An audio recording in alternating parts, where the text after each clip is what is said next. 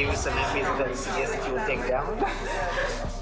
In the first series of The Lobby, Al Jazeera's investigative unit exposed the role of pro-Israel operatives in Britain. The headlines at 11 o'clock. Israel's ambassador to the UK has apologised after a senior diplomat was caught on camera saying he wanted to take down the Foreign Office Minister, Sir Alan Duncan. Sir Alan Duncan, who's a strong critic of Jewish settlements. An undercover reporter for Al Jazeera doing an investigation into Britain's relationship with Israel. This investigation exposes a covert Israeli campaign to influence British policy.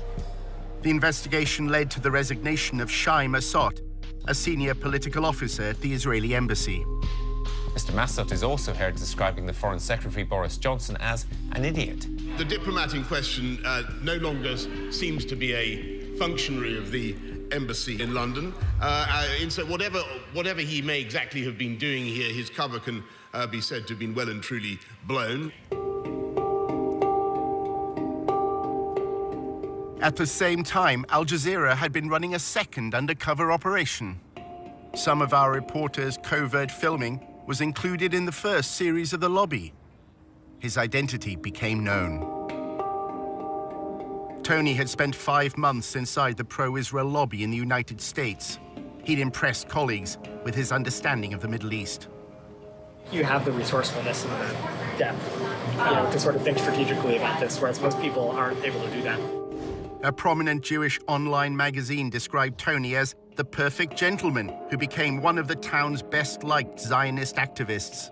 You did amazing work here. The guys don't stop talking about you. They still talk about you. Tony threw elaborate parties, and apparently anyone interested in telling a story about sinister Israeli influence in America's capital couldn't have asked for a better guest list.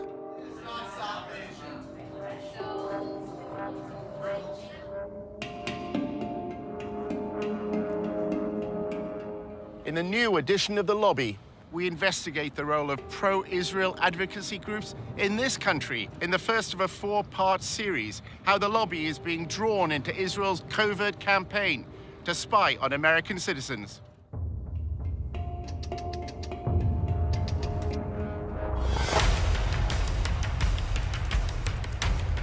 Using an undercover reporter, Al Jazeera's investigative unit infiltrates one of the most powerful lobbies in the world.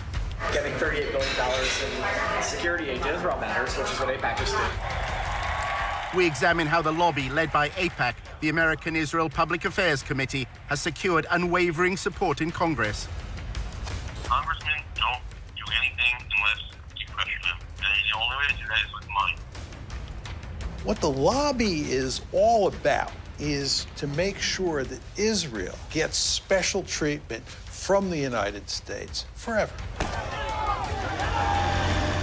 But after occupying Palestinian lands for half a century, the pro-Israel lobby is facing a new challenge. We called for a full boycott of Israel, divesting from it, and eventually imposing sanctions on it to achieve UN-stipulated rights of the Palestinian people. A movement to boycott, divest, and impose sanctions on Israel, BDS, was formed on American campuses. Seems to be achieving its goals, threatens future American support for Israel. We believe in justice for all people. So that means the occupation has to end. Israel's Ministry of Strategic Affairs responded with a covert operation to defeat BDS. אתה צריך לעשות את זה עם הרבה מאוד עמימות. זה לא גוף צבאי היררכי שאם הרגנו את X, אז כל הגוף מתחתיו לא פועל. So the Israeli government leverages Jewish organizations in the diaspora. Absolutely. It's a psychological campaign involving spying and smears. You discredit the messenger as a way of discrediting the message. Just stay on message. And what is that message? BDS is a hate movement. While our reporter monitored pro-Israel groups, he was asked to go undercover for the lobby. You're going into enemy territory, not for everybody.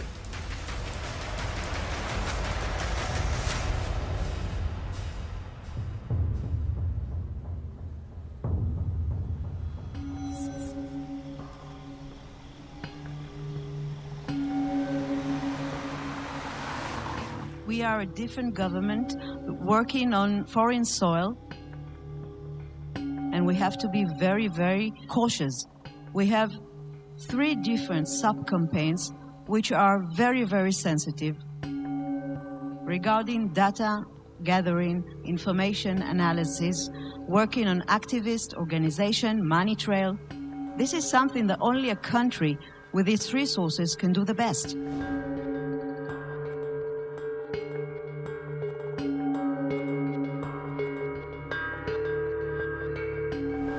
If we want to win, we have to change our ways. We have to think differently. And this is waging a holistic campaign against the other side. Take him out of his comfort zone. Make him be on the defensive. Israel is involved in a secretive influence campaign whose aim is to discredit its challengers in the West. In the Air Force, when you want to win, you have to have aerial superiority. If you want to win a campaign, you must have information superiority. And this is exactly the added value Israel capabilities, technological and otherwise, we can bring to the game, and we are working on that very hard. In the United States, the lobby is working with Israel to spy on American citizens. We're giving them data. For example, one day, Sima's deputy is sending me a photo, just a photo in WhatsApp. It's written, boycott Israel on a billboard.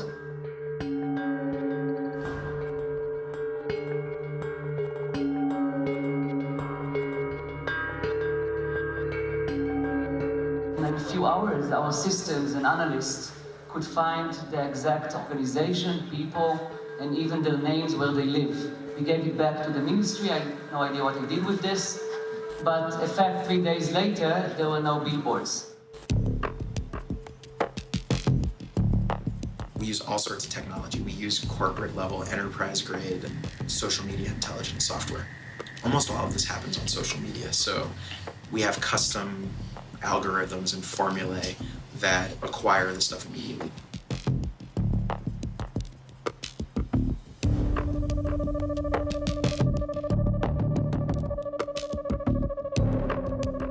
In terms of like information sharing, we did add the Ministry of Strategic Affairs to our operations and intelligence brief, which kind of goes back to how do we get information about what's going on in American college campuses. Generally within about 30 seconds or less of one of these things popping up on campus, whether it's a Facebook event, whether it's the right kind of mention on Twitter, the system picks it up, it goes into a queue and alerts our researchers, and they evaluate it, they tag it, and if it rises to a certain level, we issue early warning alerts to our partners. They operate through subterfuge, and they walk a very thin line between the legal and illegal in what they do in order to gather information and to smear their opponents and ultimately destroy them.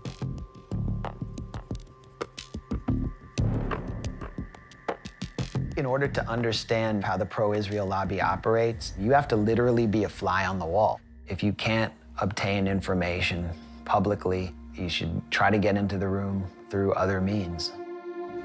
Our undercover reporter, Tony, is British and Jewish and had recently graduated from the University of Oxford. He wrote articles and presented himself as a strong supporter of Israel. In Washington, he attended a course on the Israel-Palestine conflict. I'm from the UK, and I'm just taking a course at Georgetown here over the summer. He networked in the social circles of the pro-Israel lobby. Hi, I'm Rona. I'm Tony. Nice to meet you. Good to see you. I'm good. Good to see you. Hey. After building his profile, Tony was accepted on a training course in pro-Israel advocacy. Welcome to Fuel for Truth DC's second boot camp. Congratulations, everyone, to being accepted. What we're going to do right now is just kind of like introduce ourselves. I'm Daniel. After undergrad, I served in the IDF and the paratroopers for 2 years and worked at APAC for a year. One session criticized the UN agency that provides aid for Palestinians. Children are taught in UNRWA Palestinian schools to hate Jews. Another lecture dealt with the international media. Confronting media bias. During the last war, a lot of times videos are circulating of bombed areas or victims, and a lot of it's from Syria, from Iraq 10 years ago, all this stuff. In role-play workshops, they were instructed how to respond to criticism of Israel. Can I have a volunteer? The part-time wall is cutting off Palestine. Boycott Israel. Divest from Israel. Sanction companies that do business with Israel. it's kind of odd to call it a wall, given that like 90% of it is fence. This is a photo. I see a wall. Why can't Israel do more to help, Tony? Our undercover reporter played the role of pro-Israel advocate. Israel is doing a lot to help the Palestinians. I say actually Israel is doing all the best that they can, but you know, it's a tough situation. Businesses in Gaza can't freely send their trucks into Israel to sell their goods. I think you'll find that that's actually a misconception. They do allow their trucks, and what they don't allow is dangerous material. Okay, stop. After the course, Tony was accepted as a volunteer at a pro-Israel communications group called the Israel Project. It's Tony Kleinfeld. Kleinfeld. Like Seinfeld, but with a K. The Israel Project, known as TIP, describes itself on its promotional videos as a strategic communications group. At TIP, we believe we've found the answer. Israel's enemies have left the battlefield of the Middle East and are now fighting on the battlefield of public opinion. What you have with regard to the United States and Israel is a special relationship that is unprecedented in recorded history. Not simply that the United States gives Israel a tremendous amount of economic aid and diplomatic protection, it gives that aid and protection no matter what, right? It's not conditional. And the Israel Project will go to enormous lengths to achieve that end.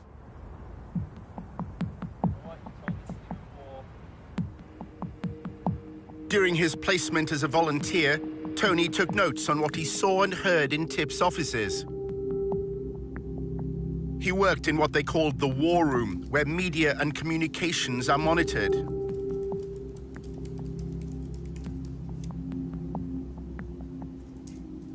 Staff described having contacts at numerous media organizations. Their primary means of influence is by forging friendships with reporters.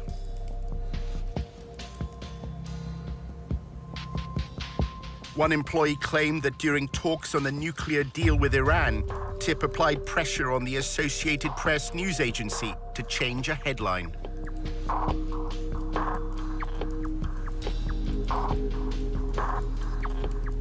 Tony read the Israel Project's annual report, which described TIP's mission as building an echo chamber for pro-Israel information. That means using the media to amplify and repeat TIP's messages, as well as what the report describes as neutralizing undesired narratives. Tony saw one document which claimed that the echo chamber was within their grasp. Weeks before he started, Tony discussed with a senior manager how TIP deals with the media. There are things that you do loudly. A lot of them are usually behind the scenes.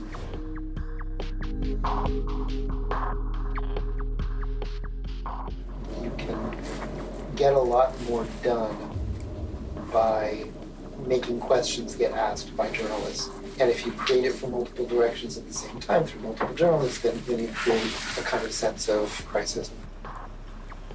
We develop relationships, a lot of alcohol, to get them to trust us. We are basically messaging on the following.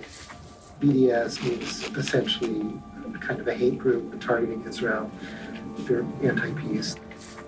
We try not to even use the term just because it builds their brand. We just refer to boycotters. The goal is to actually make things happen now and to figure out what are the means of communication to do that. In 2005, Palestinian civil rights groups sought a peaceful means to protest against Israel's occupation. They identified goods from Israel and called for their boycott. The BDS movement was born. BDS adopted a nonviolent strategy because we think it is morally consistent and very effective against an enemy that is extremely powerful militarily. We called for boycotting Israel, divesting from it, and eventually imposing sanctions on it, as was done against apartheid South Africa, to achieve basic Palestinian rights under international law. Over the past decade, BDS has grown around the world. By campaigning for Palestinian civil rights in land controlled by Israel, BDS believes it has exposed a deficiency in the moral defense of the Jewish state. BDS is saying that what Israel has to do is treat the Palestinians in its midst the same way it treats Israeli Jews. The problem is that if Israel does that, there are more Palestinians, or there will be more Palestinians inside Greater Israel than there are Jews. And that means that if you had a system where everybody was treated equally and there was one person and one vote, that you would no longer have a Jewish state. The secretive Ministry of Strategic Affairs, based in the Prime Minister's office in Jerusalem, was given a mission: establish a covert campaign to defeat the BDS movement. אנחנו אחראים על המאבק בתופעה, ובמסגרת זו יש לנו 4 רגליים: התראה, הרתעה, התקפה והסברה. אז אני אגיד לך שכשאם אתה רוצה לנצח בניהול מערכה, אתה צריך לעשות את זה עם הרבה מאוד עמימות. כמו שכשעבדתי על סוגיות צבאיות, כמו חיזבאללה, או כספי טרור, או סוריה, או כל מדינה אחרת שאיתה בעבר ניהלתי מערכה מולה כקמן. לא הלכנו ואמרנו לצד השני מה אנחנו מתכוונים לעשות. השארנו אותו בעמימות. Government ministers attacked me in person, one of them threatening BDS leaders with targeted civil assassination, and others threatening to revoke my permanent residency, along other threats. לא מעטים מבין מנהיגי ה-BDS מקיימים קשרים כספיים, קשרים ארגוניים, קשרים אחרים, עם גורמים עוינים למדינת ישראל.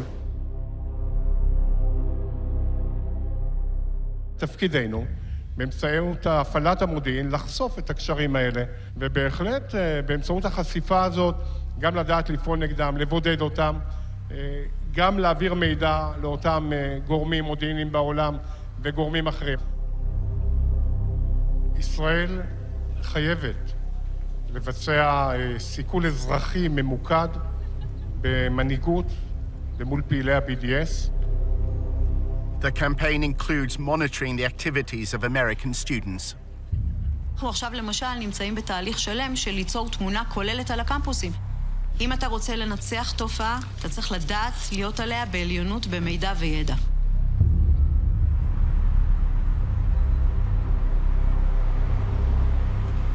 Our investigation into the role of the Israeli state at U.S. campuses led Tony to an employee at the embassy in Washington. She's American, and her job is to analyze BDS activity for the Israeli government. So, nobody really knows what we're doing, but mainly it's been a lot of, research, monitoring BDS things and reporting it back to the Ministry of Foreign Affairs and, making sure everyone knows what's going on.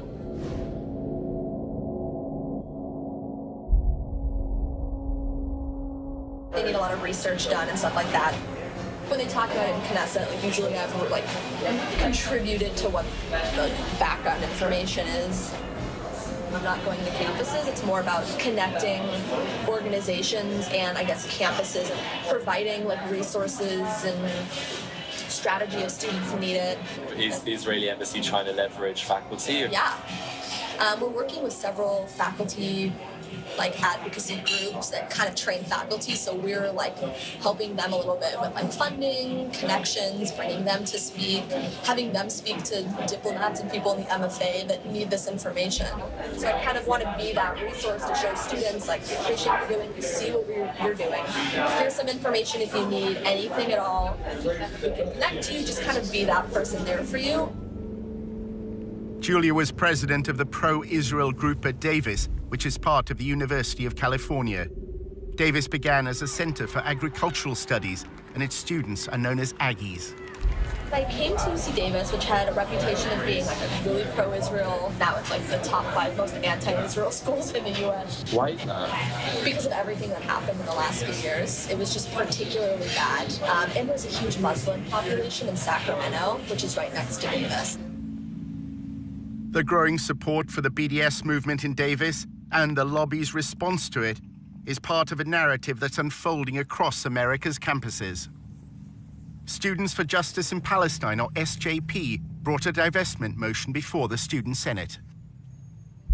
I was very, very nervous. The entire room was filled. I think we had about 600 students and people from the community coming in to witness this vote. I am here today because, quite frankly, I am ashamed.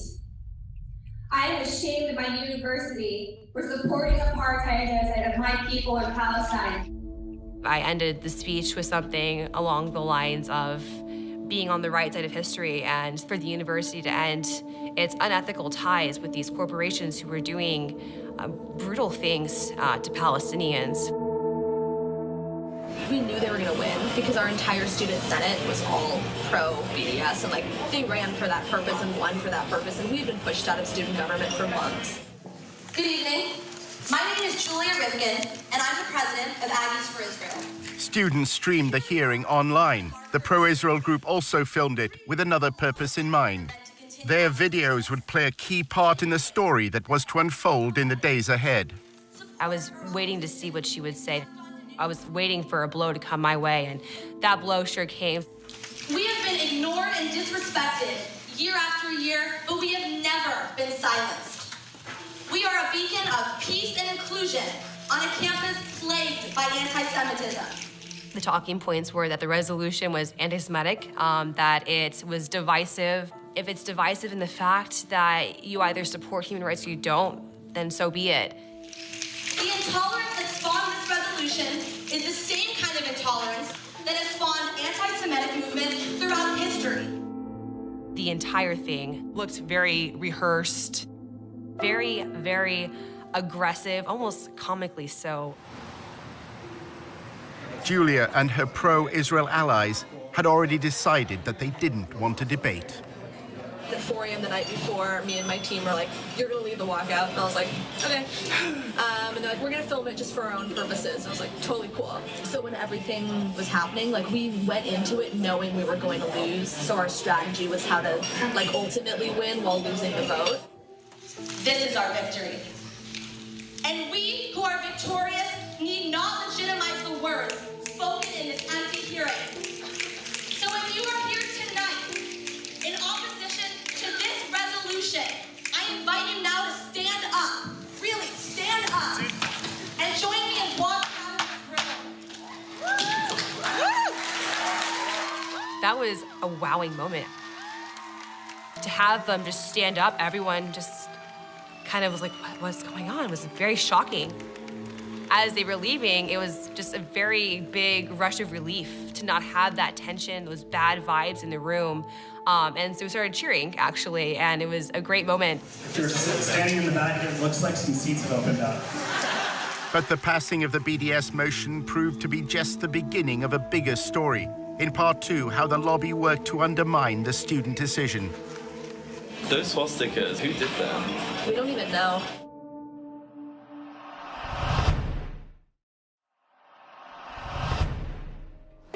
Hi. Hello.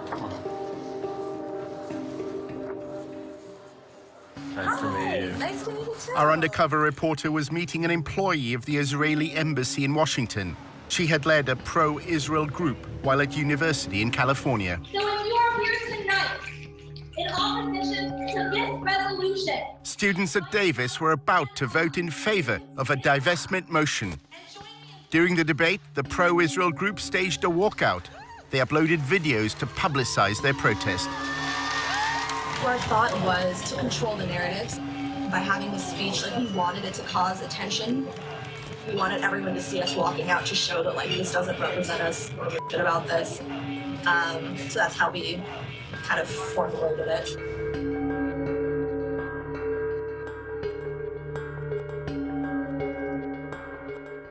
That day, all of us released 50 op-eds in major news sources so that when people made a hashtag and a whole thing trending, so when people opened their Facebooks, it wouldn't be them celebrating their victory, it would be us sharing our stories. Once it blew up, then random people, the Huffington Post contacted me and was like, do you have anything to say? And I was like, conveniently, I wrote an op-ed 2 weeks ago just in case.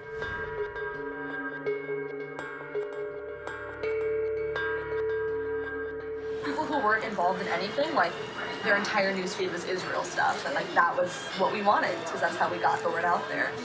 How do you delegitimize the other side? Delegitimizing them. Kind of through that lens of taking over and like making them sound crazy at their game. The student senator who's Muslim made a Facebook status saying like Israel will fall, like Sharia law is taking over Davis, like we love Hamas, like that kind of status. So that happened. We had been called terrorists and told that we were Hamas sympathizers, that we want to bring Sharia law to campus and things like that. Hi everyone, my name is Azka Fayaz. I'm a second-year political science major. Azka Fayaz was a committed BDS activist and claims that pro-Israel students repeatedly tried to link her to political violence.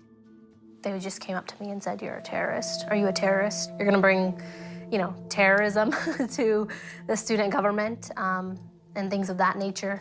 And vote smart. I know her. It was ironic. She was directly making a joke of that. When I saw it, though, given the climate at the time, I did grow concerned.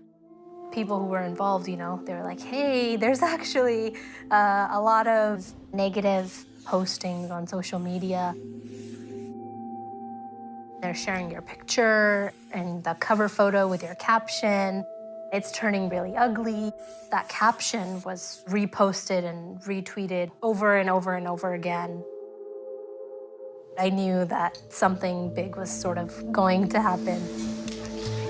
Pro-Israel students were taunted by pro-Hamas students after an anti-Israel vote passed on campus. Listen and watch.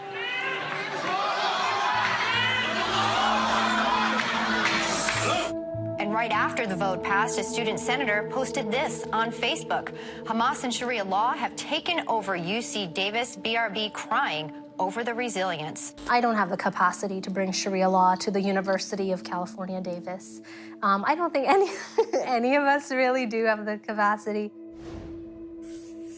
They wanted to try to make me look as evil and violent as possible.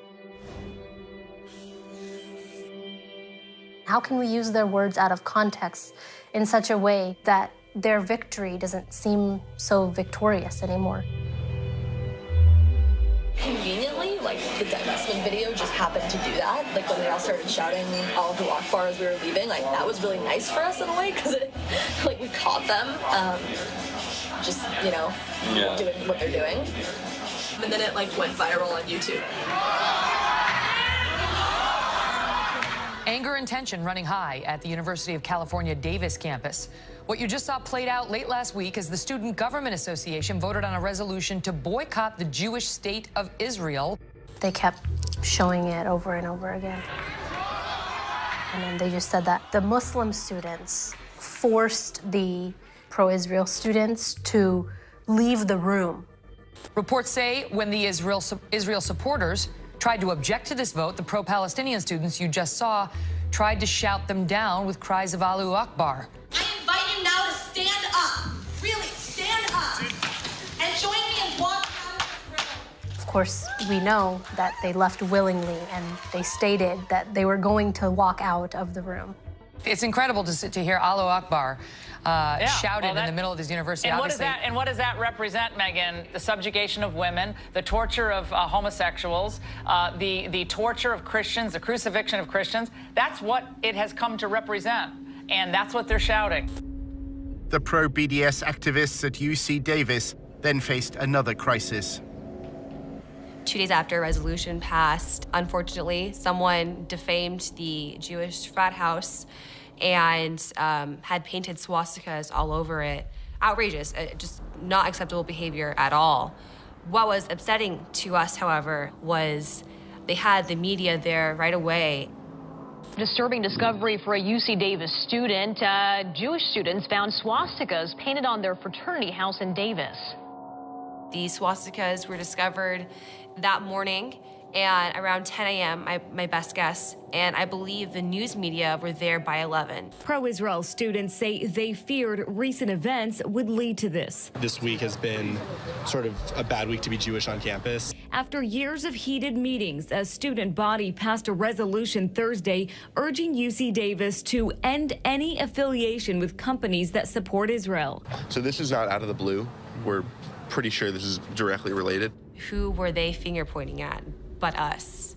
Us who were still on this high of finally getting this resolution passed, still in high spirits, just crushed us. Roseanne Barr tweeted, "All the Jews should leave Davis and the rest of the school should be nuked." It was a crazy time. A general flooding of Islamophobia by the media. And I was dealing with like news outlets and media, and it was like the day after there was some swastikas on campus, and it was like it all blew up and became a full-time job. Those swastikas, like who did them? We don't even know. I think it's just some like random like white supremacist type people who just came, did it, and left. We don't think it was students. That's pretty surprising because it was very clear from their behavior towards us, their attitudes towards us, that we had done some heinous crime to them and that we deserved to pay for it.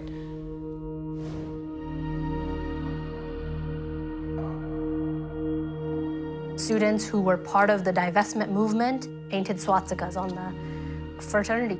That's what she was hinting at. That's what she was trying to imply. Why would we act against our interests and do that at a moment when we were, I guess, victorious? The fact that it was just so quickly tossed onto us as those who had done this, it was damaging. It was hugely damaging. That was kind of our strategy. A lot of it was media-based, which is like kind of my interest in media. And I would say that's like 99% of what it means to be successful. That happened. Then there was another swastika. It was just like every day something new was happening, and I had to... It was weird because they won. Yeah. So you'd think if they would win, why would they do Exactly. that? Yeah, it's interesting. So, well, that was kind of our whole strategy, is we knew they were going to win. Were you in touch with the embassy, or were you in touch with like any groups? Pretty much all of the groups. Not the embassy, I guess our consulate.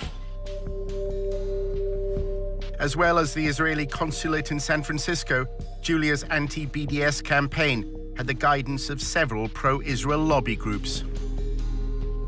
Stand With Us helped us a little bit in terms of actual research on the speech. They gave us some like legal research type stuff. I'm always biased and want to work with AIPAC, so they kind of helped. We're like moral support. And David Project helped us a little bit.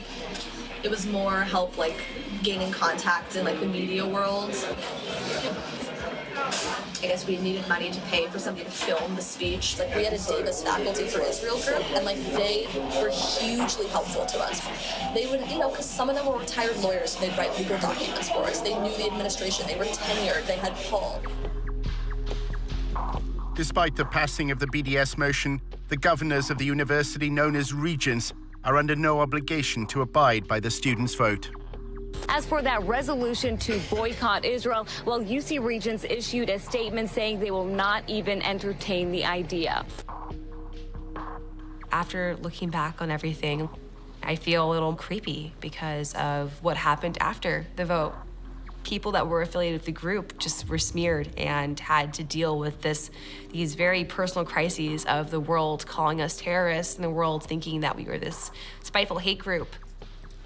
It's pretty unequivocal how organized they were, how brutal and ruthless that narrative was, and how it affected us in the end. Back in Washington, our undercover reporter was attending the annual conference of the Israeli-American Council.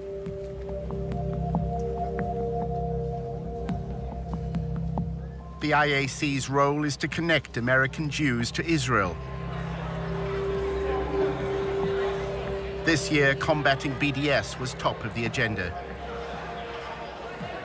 I think we need to worry.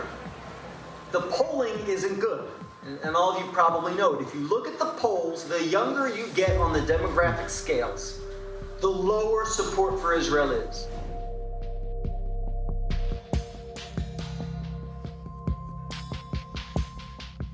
It seems to be achieving its goals, and I think it threatens future American support for Israel. Younger people are leaving college less sympathetic to Israel than when they entered.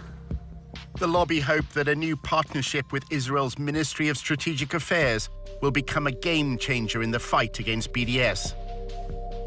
For years, we are trying to defeat the BDS and the delegitimization movement. We are all on the defensive, and I think we should move to the offensive.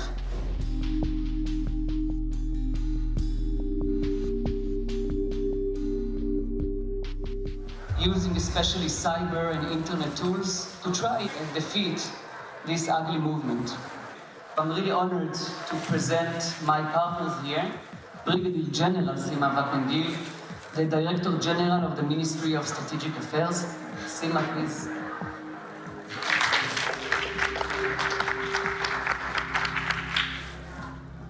The fact that the Israeli government decided to be a key player means a lot, because we can bring themes that usually are not existing in NGOs or civilian entities that are now enrolled in this theme.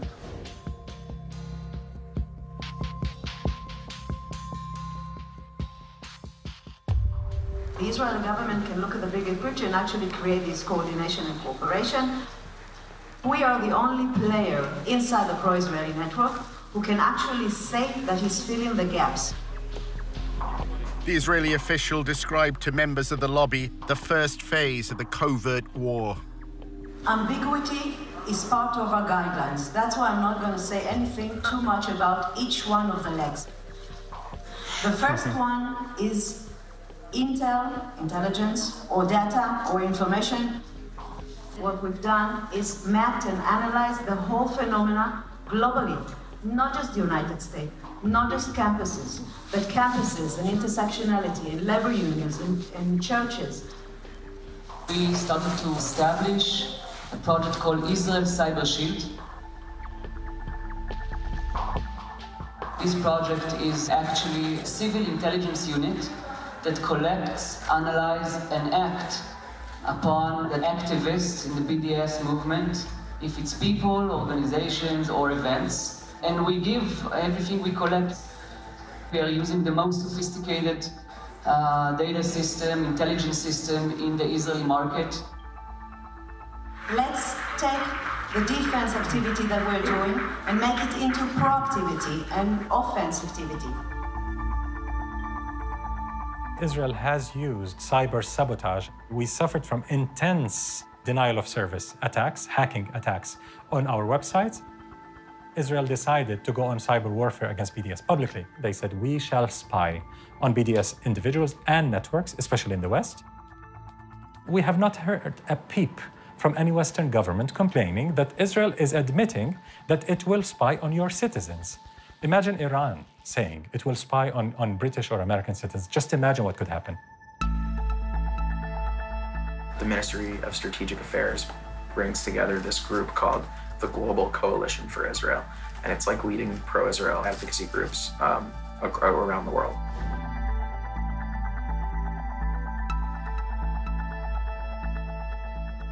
My view and the view of Israel's Ministry of Strategic Affairs, which we coordinate with sometimes, we communicate with sometimes, is like Europe is lost and it's basically over. And like they're turning a lot of attention now to the U.S. because they feel we're on your path. Can I join these? I'd love to. I don't know if you'd let me. But it's like a pretty sensitive conversation, but it's going well. If China was doing this, if Iran was doing it, if Russia was doing it, there would be uproar. You would have Congress going after them, you would have hearings, you would have prosecutions. The question is, how does Israel get away with this?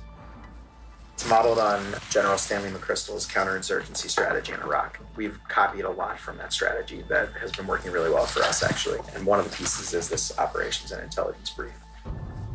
We're using social media intelligence, a tool called Orient XXI. We're phasing that out over the next year, and we're bringing on more sophisticated technology that was developed in Israel. An American should not be spied on by a foreign government that is able to access all this information and possibly undermine their ability to exercise their democratic rights in this country. So we're not dealing with amateurs. This is not an amateur work. We're dealing with a government that have a ministry at a ministerial level engaged in the systematic targeting of activists outside of its sovereign borders. The only way it's going to stop is if somebody in the government points out this is illegal and we're not going to tolerate it. And if we do tolerate it, other countries are going to do it as well. There's a company called Census, S-E-N-S-U-S. It's like very pricey though, We had to raise like hundreds of $1,000s just for it.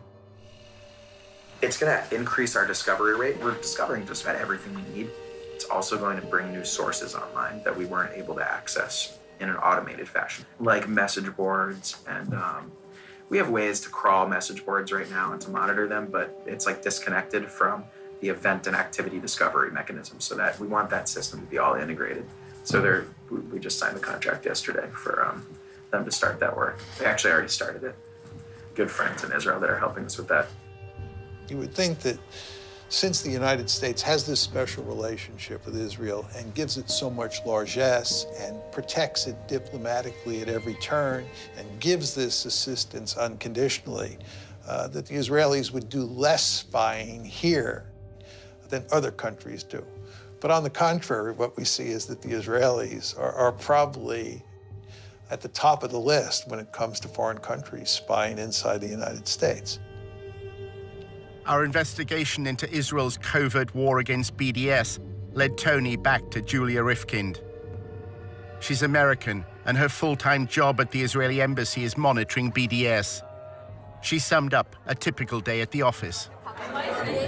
Gathering intel and reporting back to Israel. That's a lot of what I do. Is report back to the Ministry of Foreign Affairs, Ministry of Strategic Affairs, and make sure they have the right information. It's in Knesset of what's going on here. So that's why I do a lot of reporting.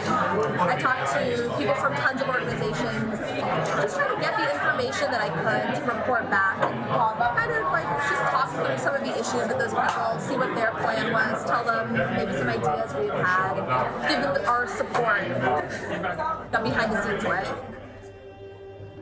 Wow, it just looks like the state of Israel is employing little spies, and you can't take a breath without Israel hearing about it.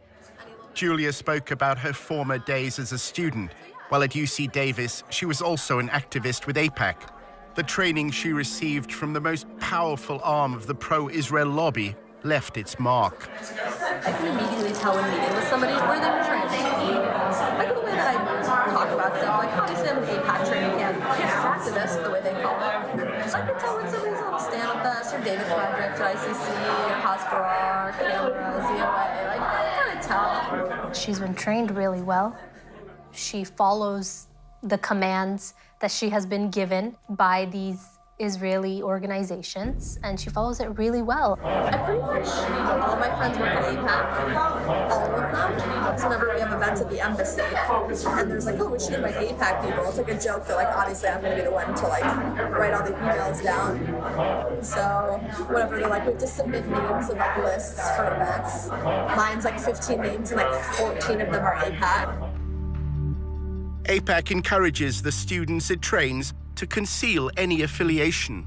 When you're lobbying on behalf of AIPAC, you don't say AIPAC. You say I'm a pro-Israel student from UC Davis. And when you're meeting with students on campus, I would never say I am the AIPAC campus rep. I say my name's Julia and I'm a pro-Israel student. You don't need the title, you don't need the organization. AIPAC's involvement in student council elections is also kept secret. AIPAC attracts the more political students who are more interested in lobbying. We had campaigns and stuff like that. We dealt with student elections, very behind the scenes. They actually were found to have put cameras in the rooms where there were meetings going on. I liked meeting outside where there are no rooms and there are no possible cameras under the chairs or wherever they may have put them. I have several weird Facebooks. I have my fake Facebook that I follow all the SJP accounts. I have some fake name. My name is Jay Bernard or something. So it just sounds like an old white guy, which is the plan. I joined all these groups. A lot of people haven't added me. I mainly just wanted to see on the newsfeed what kind of articles they were sharing, just to kind of see what their internal dialogue was.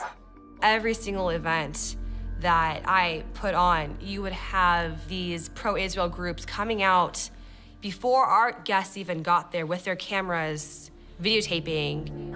It's stressful. Julia has no contact with her handlers in Israel. She writes her intelligence briefs and awaits their instructions. I write write a report that I give to my boss who translates it. 'Cause it's really weird. We don't like talk to them on the phone or like email or whatever. There's like a special like server that's like really secure that I don't have access to because I'm an American. You have to have like clearance to access the server. It's called cables. It's not even necessarily in Hebrew. It's like literally cables. I've seen it. It looks really bizarre. So I write reports that my boss translates into the cables and sends them, and then they'll send something back, and he'll translate it and tell me what I need to do. If she believes it's spying on activists to suppress a free speech movement, then, you know, peace be to her. And I hope she feels good sleeping at night being on that side of things. We're a group of student activists advocating for Palestinian human rights. And to think that we're so upsetting and threatening to a state is pretty awe-striking to me. Creepy, but also, I guess, makes me more proud of the work I did. It's nice kind of seeing what they're talking about. What do they say? They don't talk about like our side at all, which is disappointing because it would be like nice to do the drama. But it's mainly them sharing their like videos, their like AJ Plus videos on Al Jazeera. What do you think about Al Jazeera? It sucks because they have a lot of interesting like liberal videos, which I'm like, wow, like that's amazing to hear about that human rights issue, and about that like sexism situation or whatever. And they'll show like why Israel is an apartheid state. And you're like, ooh, like not anymore. So that's what's annoying is that it gets, you know, tied to all those causes. It's hard to be liberal.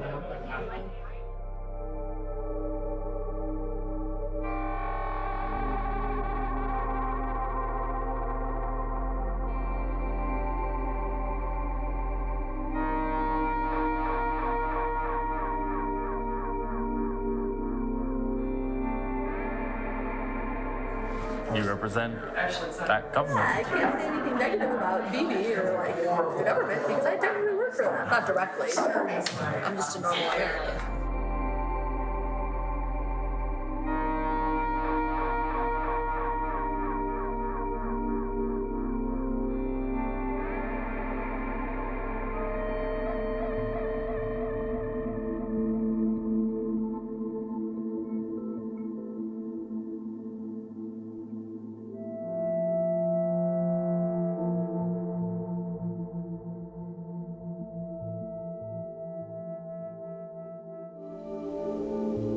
In episode 2, Tony discovers how the lobby raises funds for congressmen. Basically, they hand them an envelope with 20 credit card numbers. For all the like legal reasons, it's just people pool their money. Handing over $250,000. That buys a lawmaker. And how a row over anti-Semitism swept through the University of Tennessee. You have to show that they're racist hate groups and to consistently portray them that way.